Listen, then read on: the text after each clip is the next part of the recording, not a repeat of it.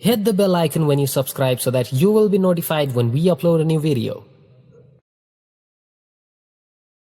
Have you ever felt? Are you listening? Damn. KIUC presents Honest Podcast.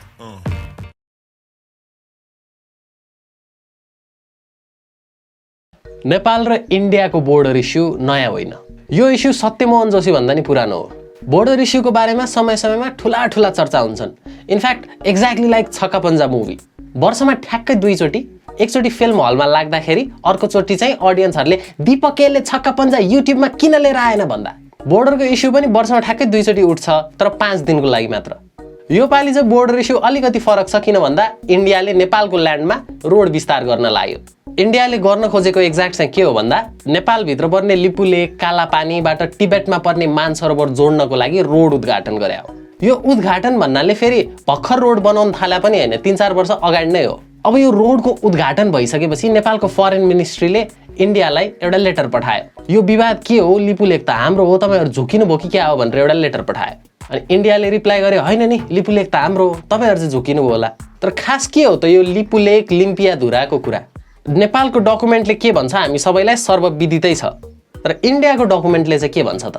Indian गभर्नमेन्टले 1910 मा एउटा report तयार पारेर 1911 मा अल्मोरा अ ग्याजेटियर भोल्युम XXXV भनेर प्रकाशित गर्यो, जुन अहिले पनि indianculture.gov.in भन्ने भारतको एउटा आधिकारिक वेबसाइटमा भेटिन्छ।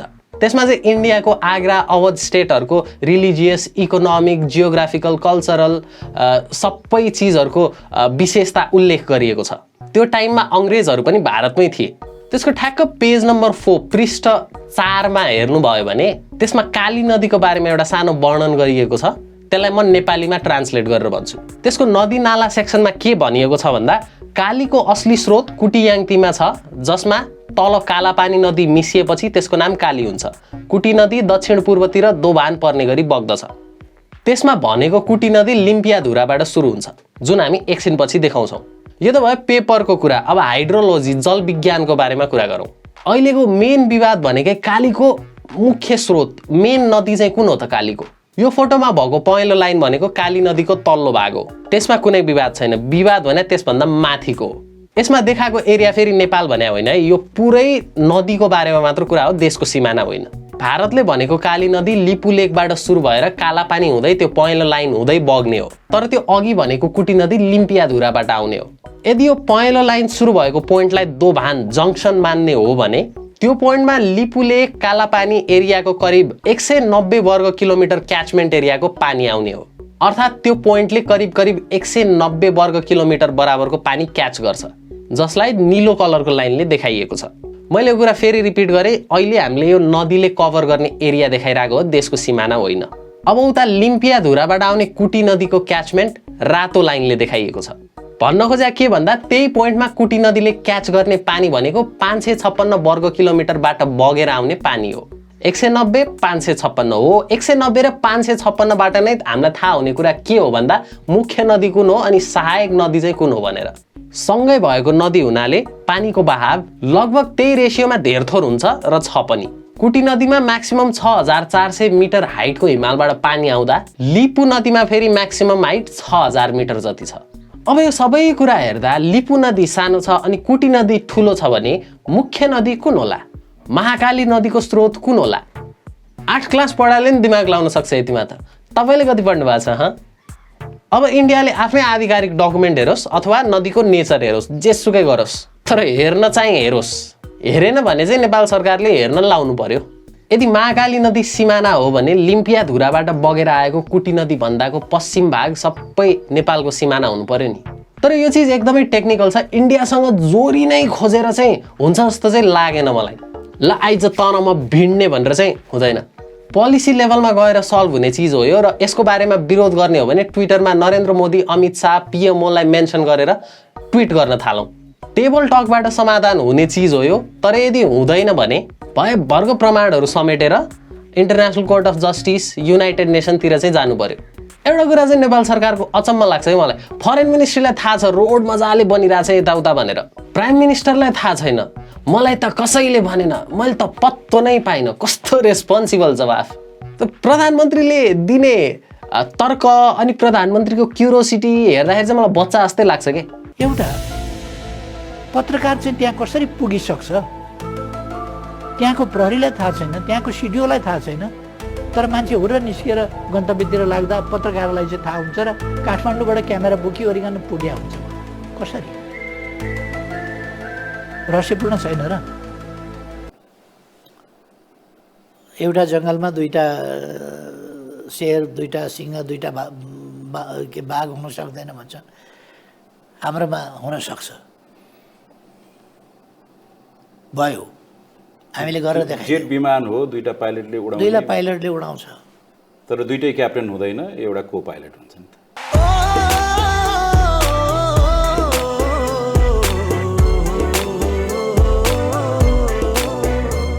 अनि अर्को कुरा मलाई अचम्म लागेको कुरा चाहिँ यो सिमानाको कुरा, सिमाना नजिक बस्ने मान्छेहरूको कुरा आउँदाखेरि चाहिँ इन्डियाले केही गर्यो भने मात्र हाम्रो रगत उम्लिने के। नेपाली भूभागमा, नेपालको सिमानामा त्यहाँको मान्छेहरूलाई गाह्रो भएको छ, हाम्रो देशको मान्छेहरूलाई पनि सजिलो हुने गरेर त्यहाँ पनि रोड बनाऊ राम्रो खालको। इन्डियाले म्याप पब्लिस नगरे भए राष्ट्रवाद आउँदैन थियो, देशभक्ति आउँदैन थियो। इन्डियाले रोडको उद्घाटन नगरेको भए रन्जु दर्शना माइती घर पुगिराख्न पर्दैन थियो होला। इन्डियाले त्यतातिर रोड बनाउनु अगाडि नेपालको मान्छेहरूलाई गाह्रो हुन्छ भनेर नेपालले खै त रोड बनाएको। त्यहाँ नेपालतिर पर्ने रोडको हकीकत खतम छ, त्यहाँ खतम। नेपालमै पर्ने गाउँ जानलाई इन्डियाको बाटो हुँदै जानुपर्छ जस्ट बिकज नेपालको रोड खतम छ। आफ्नै घर पुग्नलाई इन्डियाको बाटो हिँड्नु परिरहेछ। एउटा बेसिक रोड जस्तो इन्फ्रास्ट्रक्चर छैन। त्यहाँको मान्छेहरूले किन सुन्नु के राष्ट्रवाद, किन गर्नु देशभक्ति? एटलिस्ट आफ्नै जमिनमा हिँड्न पाउनु पऱ्यो कि, त्यसपछि आउला देशभक्ति। अनि कोही कोही फेरि यहाँ फेसबुकमा बसेर कुन पेज रिपोर्ट गर्यो भने भारतले सिमाना मिच्न छोड्छ भन्नुहोस्, म छोडिदिन्छु, म रिपोर्ट गर्छु। दाइ यो लिम्पिया धुराको काण्ड के हो, लिङ्क पठाउनु न। अनि त्यसपछि अर्को आउँछ, यदि तपाईँले नेपालले आफ्नो अखण्डता र सार्वभौमिकता गुमाएको देख्न चाहनुहुन्न भने यो च्यानललाई धेरैभन्दा धेरै लाइक, कमेन्ट, सेयर र सब्सक्राइब गरिदिनु होला। हिजोबाट चाहिँ नेपाल सरकार आँटिलो लाग्यो मलाई एकदमै। लिम्पिया धुरालाई इन्क्लुड गरेर नेपालको नक्सा अफिसियल्ली पब्लिस गर्ने अनाउन्समेन्ट भयो। त्यो कुरा चाहिँ लास्टै नै आँटिलो लाग्यो मलाई। यो पुरानो एटलिस्ट कङ्ग्रेसको सरकार भयो म यति चिज चाहिँ एक्सपेक्ट गर्दिनँ थिएँ। नेपालको पोलिटिकल म्याप यत्रो टाइम हुँदासम्म किन पब्लिस नगरे हो? फरेन मिनिस्ट्रीबाट इस्यु भएको लेटरमा एउटा साइन किन हुँदैन? अनि मेन क्वेसन, प्रधानमन्त्रीलाई कान्तिपुरको फ्रन्ट पेज कसैले देखाइदिँदैन किन यार? लेट्स से नेपालले यही बोर्डर डिस्प्युटमा इन्डियासँग न्यू खोज्यो, जोरी नै खोज्यो, अब चाहिँ अति नै भयो, जोरी के एकदम अझ फैट्टै गर्ने भनेर जोरी खोज्यो। अनि त्यसपछि त्यो रिटालिएट त इन्डियाले गर्छ होला नि। त्यो रिटालिएसन चाहिँ हामी पनि भोग्न तयार हुनुपर्छ है। संविधान आउँदा अघोषित नाकाबन्दी गर्नेले यो जग्गा जमिनको कुरामा त उनीहरूको त ठुलै प्रोजेक्ट हो त्यो यार। त्यत्रो रोड बनाएको छ, मानसरोवर जोड्ने ठुलो प्रोजेक्ट हो, ठुलो प्रोजेक्ट हो। ठुलो प्रोजेक्टमा यसरी पानी हालिदिँदाखेरि इन्डियाले केही न केही रिटालिएसन त गर्ला। हामी हेड टु हेड गयौँ भने इन्डियाले अघोषित नाकाबन्दी जस्तै केही त्यस्तै चिजहरू नगर्ला भन्न सकिन्न। Are we ready for that? हामी एग्रिकल्चरमा मात्र अलिकति इन्डियामा लेस डिपेन्डेन्ट कि, इन्डिपेन्डेन्टलाई छोडिदिनु। इन्डिपेन्डेन्ट अहिलेको कन्टेक्समा इन्डिपेन्डेन्ट त छोडिदिनु, लेस डिपेन्डेन्ट मात्र भएको भए नाकाबन्दीले त्यति छुँदैन थियो होला। पेट्रोल डिजलको अल्टरनेटिभ बिजुली हाम्रै हाइड्रो पावर युज गर्न सक्या भए त्यति फरक पर्दैन थियो होला। एटलिस्ट त्यो दुईटा चिजमा चाहिँ अलिकति लेस डिपेन्डेन्ट हुन सक्थ्यौँ क्या हामी। Like it or not, Nepal र इन्डियाको रिलेसन इन्डियाले हेर्ने तरिकामा मालिक र नोकरको जस्तै छ कि ठ्याक्कै। नोकर इन्डिपेन्डेन्ट हुन खोज्यो कि मालिकलाई रिस उठ्छ। हाम्रो कन्टेक्समा यो मालिकले चाहिँ नोकरको दाना पानी बन्द गरिदिन्छ। एग्रिकल्चरल प्रडक्टमा मात्र इन्डियाले ब्लकेड गरिदियो भने नेपालमा खाना नै धौधौ पर्छ। हामी पनि पहिला इन्डियामा अलिकति लेस डिपेन्डेन्ट हौँ न, इन्डिपेन्डेन्टको कुरा छोडिदिउँ कि लेस डिपेन्डेन्ट हौँ न। हामीसँगै भएको सोर्सेसहरू जुन युटिलाइज भएको छैन त्यसलाई त अलि अप्टिमल्ली युटिलाइज गर्न सकिन्छ नि। हो, त्यसरी नै इन्डियाबाट चाहिँ हामी अलिकति लेस डिपेन्डेन्ट हौँ न। अनि त्यसपछि तँ कुछ भी कर मेरोको घन्टा फरक नै परेगा भन्न सक्नु पऱ्यो नि। भन्न सकेर मात्र भएन, फेरि भन्न सक्ने क्षमता पनि विकास गर्नु पऱ्यो नि। त्यस्तो अवस्था छैन भने चाहिँ यस्तो खालको ससानो विकनेसेसहरूको फाइदा पक्का उठाउँछ। नेपाल पनि ठगिएकै हो कि, सिचुएसनले एकदम ठगिएको। बुद्ध इन्डियाले भनिदिन्छ हाम्रो हो भनेर ट्विटमा फेरि चाइनिज ब्रोडकास्टिङ एजेन्सीले सगरमाथा हाम्रो हो भनेर लेखिदिन्छ। अहिले प्राउड होला हामी गोर्खाली भन्न मात्र बाँकी छ। अब 50-60 वर्षपछि फेरि ब्रिटेन र इन्डियाले गोर्खावाला चिज लगिदिन्छ। गोर्खा रेजिमेन्ट त इन्डियामा छ, ब्रिटिस गोर्खा त ब्रिटेनमा छ। यहाँ गोर्खालीको नाममा गोर्खा जिल्ला छ। त्यो पनि गोर्खाको मान्छेलाई ए तपाईँको जिल्ला के को लागि फेमस छ भन्नुहोस् त भनेर हजुर चुनावमा यहाँबाट बाबुराम उठ्छन्, बाबुरामको लागि फेमस छ हाम्रो जिल्ला भनेर भनिदिन्छन् अनि यी खाउ गोर्खाली। गौतम बुद्ध नि फेरि त्यस्तै जान्ने भएर बोर्डर पारी किन गएको? त्यतिखेर वारी नै पनि टन्नै रुख थियो होला, पारी नै किन जानु पर्या? वारी नै एउटा रुख मुनि थपक्क गएर बस्या भए के जान्थ्यो? काठमाडौँ आए भए हुन्थ्यो, खुला मैदान थियो, रुख चाहिएको छ, फेरि घरमै शुद्ध दनलाई बुवा म त एकदम पढ्छु, म पढेर ज्ञानी बन्छु, एनलाइटन्ड हुन्छु भनेर भने भए घरमै एसी जोडिदिन्थ्यो होला शुद्ध दनले। तर हुँदैन, रुखमुनि पढ्नुको मजा त छुट्टै छ।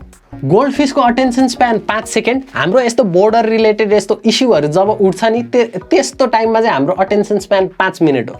हामी यो बोर्डर इस्यु अगाडि एउटा मुद्दामा फोकस्ड थियौँ, माइग्रेन्ट वर्कर्सहरूलाई सकुशल देश कसरी फर्काउने भनेर। बोर्डर इस्यु आयो, अहिले थाहा छैन त्यो इस्यु कता गयो भनेर। अब हिजो मात्र निजगढ एयरपोर्टवाला नयाँ इस्यु आएको छ, फेरि रिभाइभ भएको छ त्यो इस्यु। हामी इस्युलाई प्रायोरिटाइज किन गर्न नसक्या के? इस्युलाई अलिकति प्रायोरिटाइज गर्न सक्ने हो कि अर्जेन्सीको बेसिसमा? तपाईँलाई लास्ट पिसाब च्यापिरहेको छ, तपाईँलाई प्यास पनि लागिरहेको छ, पहिला पानी फाल्नुहुन्छ कि पहिला पानी हाल्नुहुन्छ? अहिले के अर्जेन्ट छ, केले च्यापिरहेको छ त्यसलाई फोकस गरौँ न, हुँदैन? बोर्डर इस्यु पहिल्यैदेखि थियो, अहिले पनि छ, फ्युचरमा पनि हुने नै वाला छ। मैले बोर्डर इस्युलाई यत्तिकै छोड्दै भने चाहिँ होइन फेरि, तर अलि बढी फोकस चाहिँ के अर्जेन्ट छ त्यसमा चाहिँ फोकस गर्दा हुँदैन? Look at this video from Kuwait, त्यहाँ अड्केका नेपालीहरूको। सबैजनालाई हाम्रो यो 10 औँली जोडेर हामीले हजुरलाई गुहारी राखेका छौँ। यदि हामी नेपाली नागरिक होइन भने भन्नु सिधा, होइन तिमीहरू नेपाली नागरिक, तिमीहरू जहाँ जान्छौ जाऊ भन्नुहोस्, हो भने हामीलाई छिटो भन्दा छिटो नेपाली फर्काउनुहोस्। The only thing good about this video is यो बिहारको लेभलमा एस्केलेट भएको छैन। नीतीश कुमार, हम लोग तमिलनाडु में फंसे हुए हैं, तुम माधव नहीं बुला रहा है हम लोग को, माधव हम लोग तमिलनाडु में भूखे मर रहे हैं। नीतीश कुमार माधव है, नीतीश कुमार माधव। अहिले माइग्रेन्ट वर्करको इस्यु अलि इम्पोर्टेन्ट होइन र? मलाई चाहिँ त्यो इम्पोर्टेन्ट लाग्छ है। नेपाली हामी रहौँला कहाँ, नेपालै नरहे त्यो पनि हो, अनि नेपाल तिमी रहौँला कहाँ, नेपाली नरहे त्यो पनि हो। हामी एकअर्काका परिपूरक हौँ। Thanks for watching this video. नमस्कार।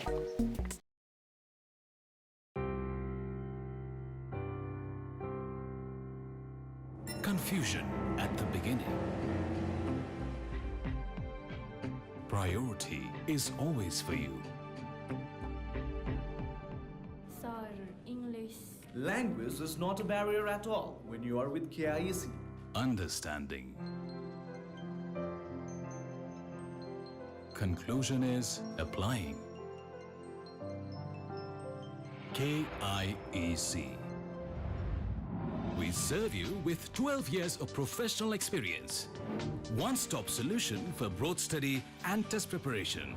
KIEC, Corporate Office, Delhi Bazaar, Kathmandu. Phone 01 444 3526.